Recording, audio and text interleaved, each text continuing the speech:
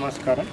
ఇప్పుడు మనము ఈ సర్వే ఏదైతే చేస్తూ ఉన్నామో హౌస్ హోల్డ్ సర్వే, సో దీంట్లో ఎస్పెషల్లీ మనము వాళ్ళ ఎడ్యుకేషన్ డీటెయిల్స్ కానివ్వండి, వాళ్ళ ఉపాధి డీటెయిల్స్ కానివ్వండి, మళ్ళా తర్వాత వాళ్ళు రాజకీయంగా ఏదన్నా పదవి అనుభవించినట్టయితే దానికి సంబంధించిన డీటెయిల్స్ కానివ్వండి, వాళ్ళ కుటుంబం యొక్క డీటెయిల్స్ కానివ్వండి, సో వాళ్ళ కాస్ట్ అదర్ డీటెయిల్స్ కానివ్వండి, సో ఇటువంటివి మనము తీసుకుంటా ఉన్నాం.